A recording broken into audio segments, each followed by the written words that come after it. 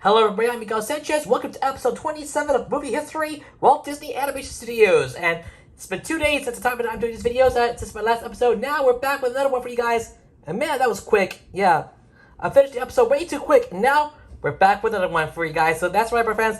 There are only 2 episodes left this year. But fear not, because there'll be more coming your way in 2022. As New Year's Day marks the 1-year anniversary of the show. That's right. We'll soon mark the 1-year anniversary of the series as well. A new movie history series will be coming soon, so please stay tuned for that. Also, a new series, The Endless Monster Show, will be premiering that year, as well as new seasons of local history Moshi and the Moshi Match League. So get ready for it, guys. It's gonna be amazing. Get ready for it. Hope you can tune in for that. For now, though, let's get into today's episode. Shall we? For this episode 27, we're looking at Oliver and Company. So, guys, this is gonna be so exciting. I can't believe it. We're about to dive in with the cat. I could do it all. Oliver Twist style. For those who haven't seen episode 26, our previous episode was about the Great Mouse Detective. So yeah, please go watch it right now. Definitely one of the biggest of all time. I'll put a link to it up there on the top record screen. If you want to go check it out, definitely go do so. I highly recommend you go check it out. As you can see, I already did this video on Friday's episode. Yeah, it was on Friday at the time to do this video, so yeah, go check it out. Otherwise, sit back and let's get into it, shall we? Are you ready? Then here we go. So, about the movie. Oliver and Company is a 1988 American animated musical film produced by Walt Disney Feature Animation and released on November 18, 1988 by Walt Disney Pictures. The 27th Disney animated feature film is loosely based on the Charles Dickens novel Oliver Twist. In the film, Oliver is a homeless kid who joins a gang of dogs to survive in the streets. Among other changes, the settling of the film was relocated from the 19th century London to late 20th century New York City. Fagin's gang is made up of dogs. One of which is Dodger, and Sykes is a lone shark. Oh boy. Following the release of the Black Collar Trip in 1985, Mike Eisner and Jeffrey Katzenberg held a pitch meeting with the animation staff, in which story artist Pete Young pitched the idea to adapt Oliver Twist with dogs. The pitch was quickly adopted, and the film quickly went into production under the working title Oliver and the Dodger. Released on the same day as The Land Before Time in 1988, Oliver and Company was a box office success, but it received mixed reviews from film critics. The film was re-released in the United States, Canada, and the United Kingdom on March 29, 1996. It was then released on home video later the same year, and again in 2002 and 2009 on DVD. The film was released on Blu-ray disc in 2013, commemorating its 25th anniversary. Whew. Oh boy, it's gonna get pretty interesting. Brace yourselves, people. You do not want to miss out on this. So let's get into it. We take a little movie stats here. Directed by George Scrivener. Screenplay by Jim Cox. Timothy J. Disney. Yeah, another member of the Disney family. Remember that? James Mangold. And that's all. Story by Vance Jerry, Mike Gabriel, Joe Raft, Jim Mitchell, Chris Bailey, Kirk Wise, Dave Minchiner, Roger Allers, Gregory Trousdale, Kevin Lima, Michael Tedino, Pete Young, and Leon Joseph. Based on Oliver Twist by Charles Dickens, starring Joey Lawrence, Billy Joel, Natalie Gregory, Cheech Martin, Ben Midler, Robert Luggia, Richard Mulligan, Roscoe Lee Brown, and Cheryl Lee Ralph. Music by J.A.C. Redford. Boy. Production companies are Walt Disney Pictures, Walt Disney Feature Animation, and Silver Screen Partners 3. Distributed by Window Vista Picture Distribution. Release date November 18, 1988. Running time 74 minutes. Countries United States. Language English. Budget $31 million. Box office $121 million. Wow. At the end of the day, I gotta say, this is definitely one of the best stories. One of the best movies I saw in my life. But yeah, I'm down with that. Let's get into the plot. And brace yourselves, it's gonna be big. So here we go. On Fifth Avenue, several kittens are left in a box outside a shop. All but one, an orange tabby, are adopted. Wandering the streets by himself in search of someone to adopt him, the kitten meets a laid-back mongrel named Dodger, who agrees to help him steal food from a hot dog vendor. Dodger then reneges on the deal and flees with the hot dogs. The kitten pursues Dodger all over New York City until he eventually arrives at a barge, where he sees Dodger share his meal with a gang of poverty-stricken dogs. Teal the Chihuahua, Einstein the Great Dane, Rita the Saluki, and Francis the Bulldog. The kitten accidentally falls into the barge, startling the dogs. However, while they are annoyed, none of them harm him. Fagin the bargeman, the bargeman and petty thief who owns the dogs is indebted to Sykes, a nefarious loan shark and criminal. Sykes arrives and gives Fagin an ultimatum: repay the money in 3 days or suffer violence, possibly even death. Sykes' two Dobermans, Roscoe and DeSoto, harass Fagin's dogs and threaten to eat the kitten until he scratches DeSoto's nose, earning Fagin the dog's respect. Roscoe warns that they will try to exact revenge. The next morning, Fagin goes to pawn some of his stolen goods, while the dogs and the kitten try to steal more money from him. Through a theatrical ruse, the animals stop a little limousine belonging to the wealthy Foxworth family, but the attempt to rob the limo fails, and the kitten is taken by the child, Jenny Foxworth, who is missing her vacationing parents and desires a companion. She names him Oliver and becomes very attached to him. Oliver makes himself at home in Jenny's house, much to the disgust of Georgette, the Foxworth family's spoiled prize-winning new poodle. With her help, Dodger and the dogs manage to steal Oliver back from the Foxworth household, returning him to the barge. Fagin recognizes from Oliver's new collar and gold name tag that he had been adopted by a wealthy family, and desperately decides to hold Oliver for ransom. His anonymously written ransom note reaches Jenny, who sets out to get Oliver back at the pier. Jenny and Georgia meet with Fagin, who is shocked to be dealing with a little girl whose ransom money is a piggy bank.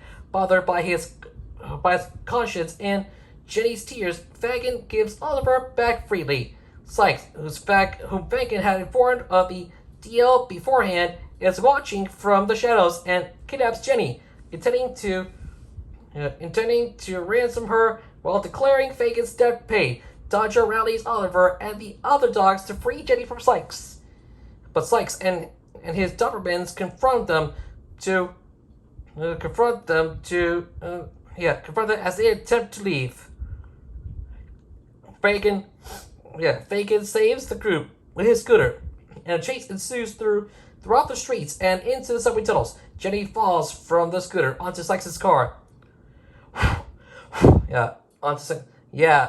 little bit of error here. It says Sykes with an apostrophe. Remember that. Oliver and Dodger go after her and battle Roscoe and DeSoto, who fall off the car and are electrocuted on the third rail of the subway.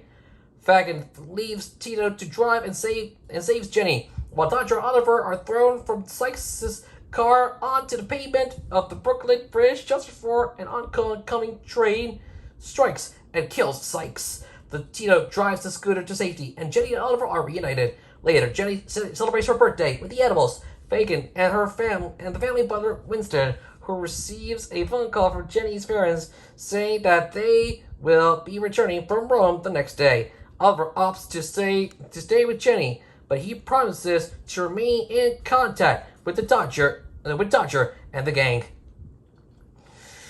And that is it. That's the plot, ladies and gentlemen. Let's take a look at the cast and characters for the movie.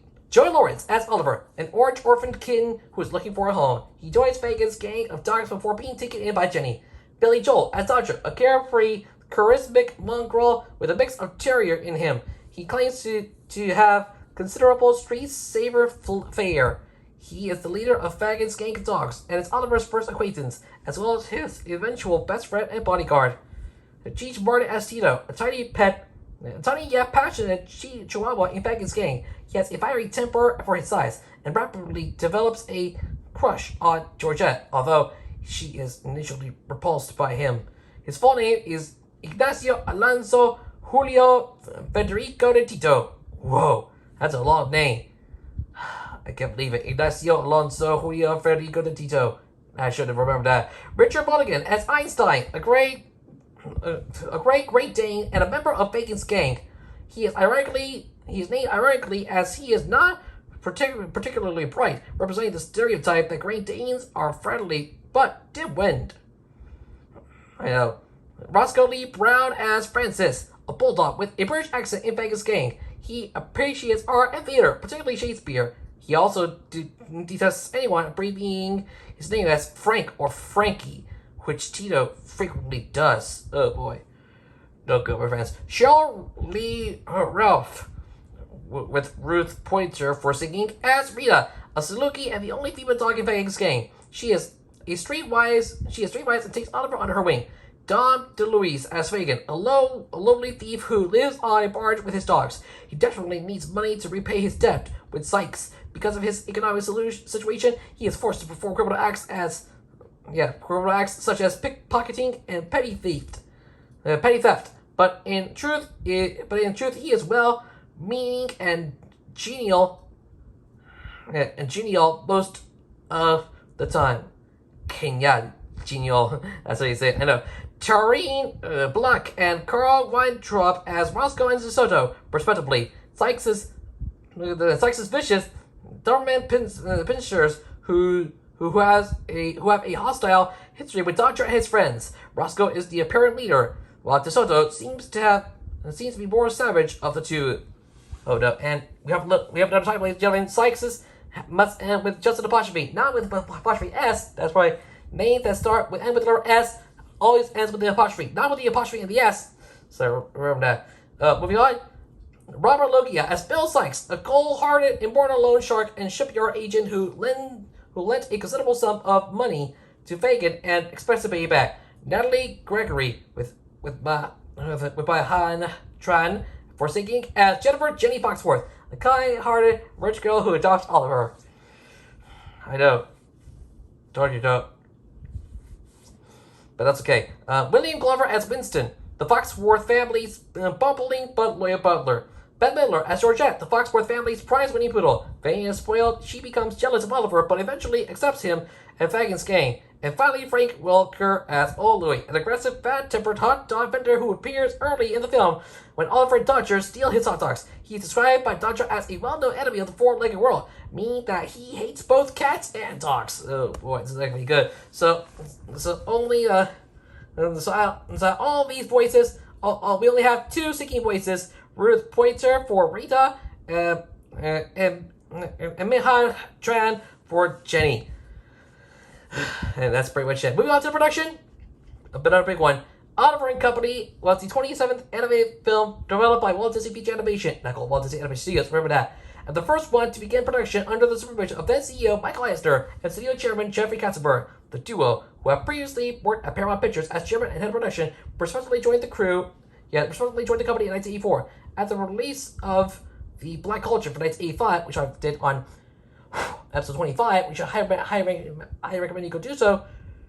And which I forgot to put in the italic text, sorry about that, people. Eisner and Katzenberg invited the animators to pitch potential ideas for upcoming animated features, infamously called The Gong Show. After Ron Clements pitched The Little Mermaid and Treasure Island in Space, then known as Treasure Planet, story artist Pete Young suggested Oliver Twist with dogs. And by the way, yes, I will talk about The Little Mermaid in the next episode. Yeah, and Treasure Planet will be in a future episode of the series. So keep your eyes peeled for it when it comes out. Yeah, Treasure Planet will be in 2022 episodes. So please stay tuned. Katzenberg, who had previously planned on producing a live-action adaptation of the musical Oliver at Paramount, approached the pitch. Under the working title of Oliver and the Dodger, the film was originally much darker and grittier, with the film opening with Sykes' two Dobermans murdering Oliver's parents, setting the story to focus on Oliver exacting his revenge as detailed in a draft dated on March 30th, 1987. So now you're telling me, guy. George Scribner and Richard Rich were announced as the directors of the project, while Pete Young was appointed as story supervisor. However, Rich was fired from Disney about 6 months into production, leaving Scribner as the sole director. In this adaptation, Scribner turned Oliver into a naive kitten. A naive kitten. Dodger and the gang into dogs, and Fagin into a human, and encouraged the film to be more street smart. I know, street smarts. I love it. Furthermore, Scribner borrowed a technique from Lady of the Tramp from 1955 by blocking out the scenes on real streets, and then photographing them with cameras mounted 18 inches off the ground. In this way, the animators would use the photos as templates to provide a real dog's eye view of the action. Oh boy, now you're telling me I know. And by the way, you have seen Lady in the Chat. It was featured on episode 15, so make sure you go watch that after you don't watch this video. So yeah, remember that. As work continued on Oliver, Roy E. Disney came up with an idea that Fagin would attempt to steal a rare panda from the city zoo. However, the writers would have problems with the idea. The panda subplot was eventually dropped when scripters suggested to have Fagin hold Oliver for ransom because he was a valuable, rare Asian cat. Great, Asia. I don't remember that. 11 minutes of the film used computer-assisted imagery, such as the skyscrapers, the taxi cabs, trains, Vegas scooter car, and the climactic subway chase. The traditional animation was handled by the next generation of Disney animators, including supervising animators Glenn Keane, Ruben A. Aquino, Mike Gabriel, Hen W. Toy, and Mark Hen, as 9 old men retired in the early 1980s. Throughout 2.5 years of production, 6 supervised animators and a team of over 300 artists and technicians worked on the film. Skidmore, Owings, and Merrill was the database for the New York City skyline, which was recreated for the film. And that's everything you need to know. We move on to the casting. Because personalities are considered the greatest strength of Disney animated films, the filmmakers sought believable voices to match the movement of the animation. For this film, the filmmakers cast fellow New York natives, including Bette Midler for Georgette, Cheryl Lee Ralph for Rita, and Roscoe Lee Brown for Francis. Comedian Cheech Martin was cast as the Chihuahua Tito because energy provided to be the key to Tito's personality. Mary claimed, "I was encouraged to ad-lib, but I just gave about 75% of the lines as they were written. The natural energy of a Chihuahua played right into that feeling." George Scribner was very encouraging as a director. He kept the energy level high at the recording sessions. Pop singer Billy Joel was recommended for the voice of Dodger by Scribner because his New York street smart, savoir-faire attitude. Yeah, because of his New York street smart, savoir-faire attitude. Joel then auditioned for the role by telephone after being given dialogue. When Joel was hired for the part, he confirmed he did it because it was a Disney movie, saying, I had just had a little girl. It's a great way to do something that my little girl could see that she could relate to right away. Referring to her daughter, Alexa, born in 1985. Now it's a lot of fun. We move on to the music. The soundtrack of Oliver and Company contains an instrumental score by J.A.C. Redford under the supervision of Carol Childs. Redford was hired to compose the score because of his previous collaboration with Disney music executive Chris Montan on the television series Say Elsewhere. Oh no, forgot to put it in the teletext, but yeah, that's okay. Meanwhile, Jeffrey Katzenberg had the idea to bring in popular singer/songwriters, each of whom would contribute a song into the film, which included Billy Joel, Barry Manilow, and Huey Lewis. At his suggestion of his friend David Geffen, Katzenberg brought in lyricist Howard Ashman, who composed the song Once Upon a Time in New York City. Ashman, who with Alan Menken would write the songs for the next 3 Disney films. Billy Joel, in addition to voicing Dodger before the character's song Why Should I Worry in the film. The song Why Should I Worry received critical acclaim and was nominated for a Golden Globe Award for Best Original Song. The track list below represents the 1996 re-release of the Oliver and Company soundtrack. Again, forgot to put in the text, remember that. The original 1988 release featured the same songs, but with instrumental cues placed in between the songs in the order in which they appeared in the film.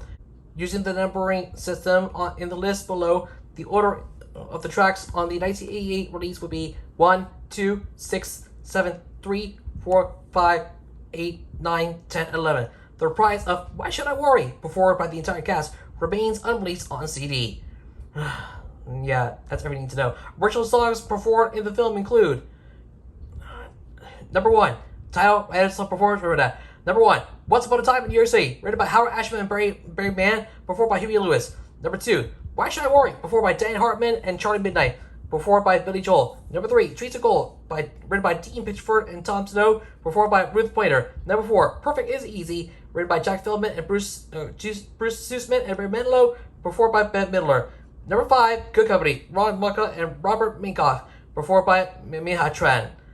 And that's pretty much it. Moving on to the release. Oliver and Company premiered theatrically in North America on November 8, 1988, the same day on which Disney celebrated the 60th anniversary of the Mickey Mouse short Steamboat Willie for 1928. It was also the first to be released as part of a brand new schedule requested by Katzenberg, in which called for a new animated Disney film to be released every single year, similar to Walt Disney's intentions for his animated features during the 1940s.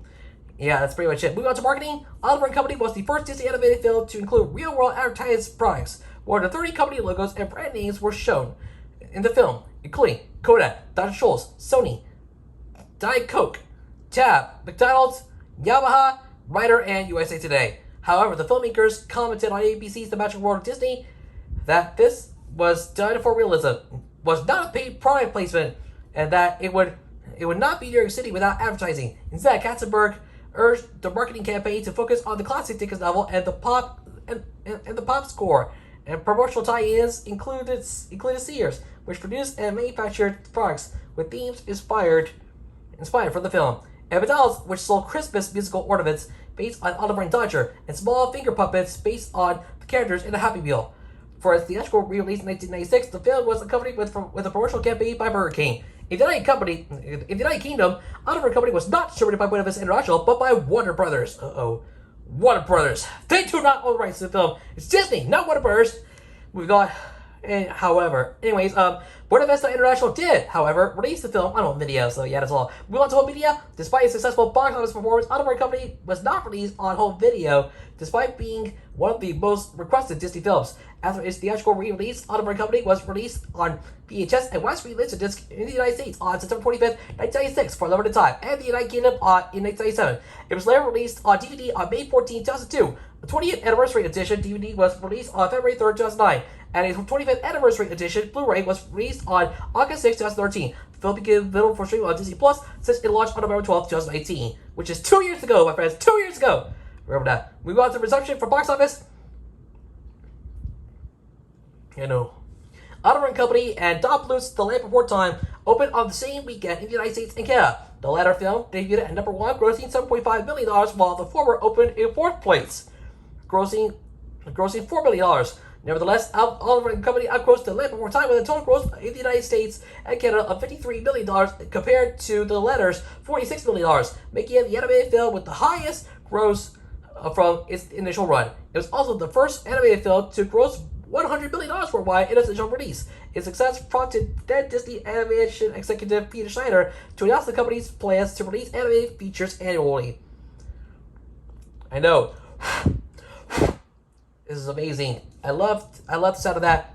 Moving on March 29th, 1996, Disney re-released the film in direct competition with All Last Go to Heaven 2, grossing $4.5 million in its opening weekend. It went on to earn $21 million in total, taking its lifetime domestic gross to $74 million and its worldwide total to over $121 million. Whew, that's a lot. Saying with reception, let's go to critical reaction. It's a big one, ladies and gentlemen. So here I go. The review aggregator website Rotten Tomatoes reported that 50% of critics gave the film positive reviews based on 50 reviews, with an average rating of 5.3 out of 10. Its consensus states predictable and stodgy. Oliver and Company isn't one of Disney's best, though its colorful cast of characters may be enough to entertain young viewers looking for a little adventure. On television program Siskel and Ebert, Gene Siskel gave the film a thumbs down. Siskel stated, "When you measure this film to the company's legacy of classics, it doesn't match up." As he complained, the story is too fragmented because Oliver's story gets too sidetracked for the story in the film that gets convoluted, too calculated for the Bette Midler, Billy Joel crowd, as well as little kids. Roger Ebert gave the film a marginal thumbs up, as he described the film as harmless and inoffensive. Animation historian Charles Schulman wrote a favorable review, saying the film offers a virtually ideal family holiday fare. The cartoon action will delight young children, while older ones who usually reject animation as kids stuff will enjoy the rock songs and hip characters, especially the Brush Tito. Vince Canopy of the New York Times wrote the film looks cheesy, second rate. The animation is somewhat better than the usual stuff seen on Saturday morning television, but not much. It is totally without distinctive visual style, suggesting the only sort of bland cartoon drawings one finds in a manual of first aid instructions. Writing for People magazine, Peter Travers opined in his review, too slight to rank with such Disney graphics such as Pinocchio and Fantasia. The film is more on the good fun level of Lady and the Tramp and 101 Dalmatians. But why kick? With its captivating characters and sprightly songs, and zip happy animation, Oliver Company adds up to a tip-top frolic. And that's all. Again, you want to go check them out? They're all on past episodes. Pinocchio was on episode 2, Fantasia on episode 3, Lady and the Tramp was on episode 15, and 101 Dalmatians was on episode 17, so please go watch it after you watch this video. Yeah. Des and Howe of the Washington Post forgot to put in context. Remember that felt that the film retrieves some of the old Disney charm with tail-wagging energy and five catchy songs. Likewise, fellow Washington Post film critic Rita Kepley praised the songs and animation and called it a happy adaptation of the Victorian classic. Right for Common Sense Media, Neil Minow gave the film 3 stars out of 5, concluding that the film can't compete with the Disney classics, but is still fun. Barry Waters, reviewing for the San Francisco Examiner, again, forgot to put it in the context. Remember that, compared the film as a rather shabby transitional work, one that lacks the sophistication of today's cartoons alone, and doesn't hold up to the Disney classics of yesteryear. Hollywell's film guide called Oliver Company an episodic film, short on charm that not only now and then provides glimpses of stylish animation. Oliver Company forgot to put the title. That's okay. The Ren and Stimpy show creator John Griffithlucy suggested that the film was a derivative of Ralph Bakshi's works, and jokingly suggested its use as a form of punishment. In 1981, film historian Bob Thomas wrote that some of the Disney animators he interviewed unfavorably viewed the film as another talking dog and cat movie. Not happy enough. Finally, for the accolades. Awards category result: Golden Globes Best Original Song, nominated. Young Artist Award Best Family Feature Film Animation, nominated. And Golden Reel Awards Best Sound Editing, won. So yes, out of all these 3 awards, the Oliver Company has won the Golden Reel Award for Best Sound Editing. So congratulations to them. You are the best. And that's the end of Oliver Company final answer rating for this movie. I gotta say, Oliver Company is definitely a good film. Definitely not one of the greatest of all time, but in the end, I gotta say, it's definitely worth the wait. And on top of all this, Oliver Company is definitely worth the best. And so, best on scale 1 to 10, I'm going to give Oliver Company a score of 7.5 out of 10. That's right, 7.5 out of 10. Good to great. That's right, a 7.5 out of 10. That's all there is to it. Nothing else to say about it, but you get the point. It's definitely worth watching. So you haven't seen this movie? What are you waiting for? Go check it out. It's on Disney Plus. I recommend do so. So 7.5 out of 10, 7.5. It's good, it's great, I really love it. However, just my personal conservative opinion. Feel free to read this opinions in the comment section below. With that, guys, we are done. Thanks for watching this episode of Movie History Walt Disney Animation Studios. Stay tuned for a new episode coming out later today on Samurai Supremacy as Umeya Zakaten battles. As Kurobi battles Umeya Zakaten. Then on the Moshi Monthly series, very much Twistmas, you can see with episode 2, which is the Great Moshi Twistmas Tree. So brace yourself, people. It's going to be a whole lot of fun. Don't forget, a new sleep story will be arriving this Wednesday on Moshi Sleep Story Reactions. What's it going to be? You better tune in to find out. And also, brace yourselves for Impact, ladies and gentlemen, because this Saturday is Christmas Day, and we have our Christmas, and it's going to be our Christmas episode of Rock 247 Local History Retold, as it'll be about McDonald's. So get ready for it, guys.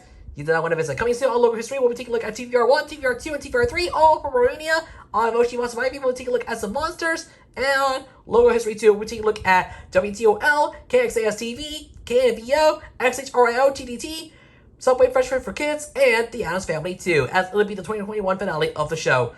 And so, yeah, there's that. Otherwise, you're a great audience. Thank you for watching today. I'm Because Sanchez, your result. See you next time on Movie History, Walt Disney Animation Studios. Be on the lookout for the next episode coming soon. Episode 28 will be about The Little Mermaid, the final episode, as it'll be the final movie in the 1980s. That's right. And not only that, it'll be the final episode of 2021. That's right. The very last episode of 2021 is coming soon. As it'll be about the Little Mermaid, the final movie to be released in the 1980s. After that, we move on to 2022 as we take a look at the movies of the 1990s, 2000s, 2010s, and beyond. So get ready for it, guys. It'll be a whole lot of fun. So what's gonna happen when Ariel becomes a mermaid? You better tune in next time to find out. Somewhere under the sea and beyond your imagination is an adventure in fantasy. So we hope to see you back here real soon for episode 28. Let's take a look at the Little Mermaid. Until the time comes, please remember to leave a like, share this video with your friends, leave a comment down below, and don't forget to subscribe to my channel. Also, turn on notifications to miss the video, so notifications are on to not miss a new video from me. As we're on the road to 1,500 subscribers. Thank you for watching. Hope you have a great today, and I look forward to your company again next time in the world of movie history, Walt Disney Animation Studios. For now, thanks for watching. Like, favorite, subscribe. I'm Miguel Sanchez. I'll see you in another video. Laters!